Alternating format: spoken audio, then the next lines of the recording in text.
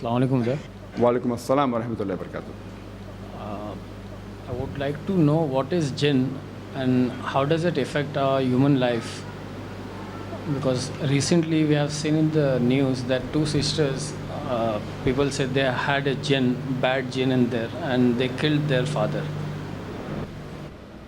We were asked a question that what are the jinns and can it affect the people, and he read a news that there were two sisters who had bad jinn in them and they killed their father.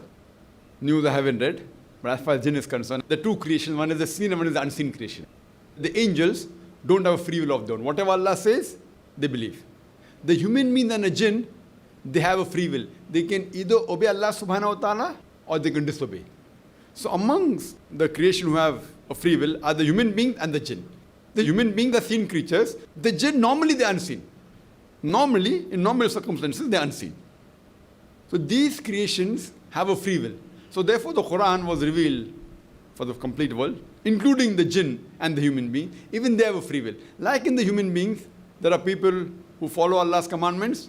They are the good people, like the angels, or better than the angels. Those who disobey, they become brothers of the Satan.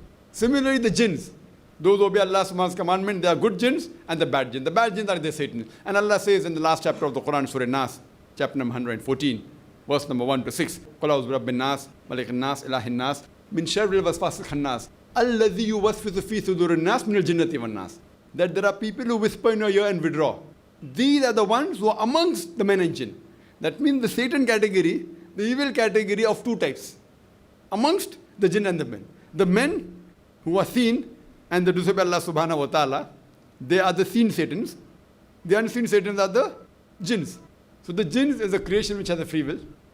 Like human beings that are good and bad. Similarly in the jinn also there are good and bad.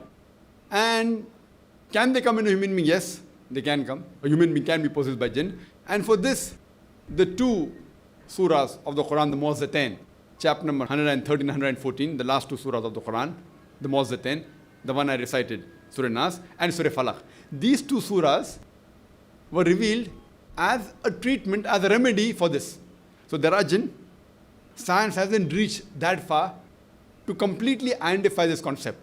So therefore, in science, there is no 100% proof jinns are there, but neither is there proof that there are no jinns. There are certain diseases which the psychologists say it is more with the brain, with the human body, and they cannot categorize in any of the scientific diseases which is known. Science hasn't reached that far. Maybe inshallah, 20 years later, 30 years later, 100 years later, science will advance and they will agree with the concept of the Quran. Since the Quran says there are jinn, we have to believe in it. There are good jinns, there are bad jinns, etc. But what we have to do is we have to have trust and faith in Allah subhanahu wa ta'ala. And the two surahs which have been revealed in the Quran for the treatment is Surah Falaq and Surah Nas. So regarding the situation of these two sisters, I don't know whether it existed or not. But you have to realize that to say that they're jinn, normally always say that people take advantage of the position and they try and make a fast buck.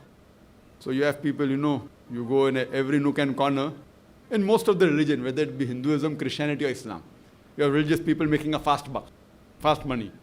They do something, they throw some powder, vibhuti, this, that, whether it be Baba. So we have to be careful of that.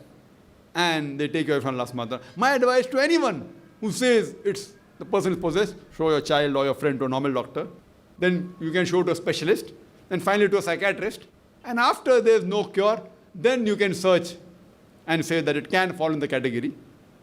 Because normally some of the diseases are more of psychological disease, which a layman will say it's a possession of jinn, which may not be. That doesn't mean jinn don't exist.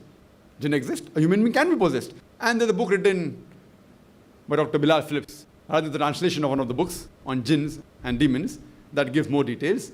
And there are very few people who really know how to treat the jinn based on Quran and Sunnah.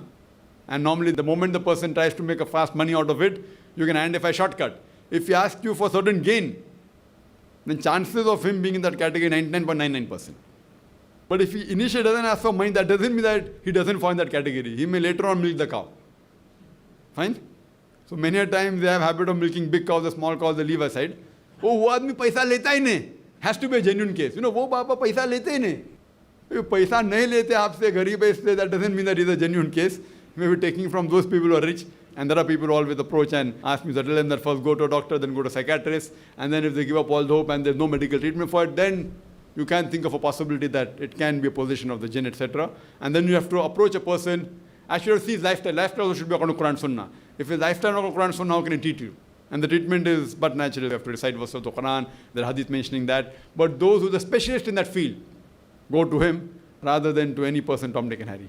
Hope that answers the question.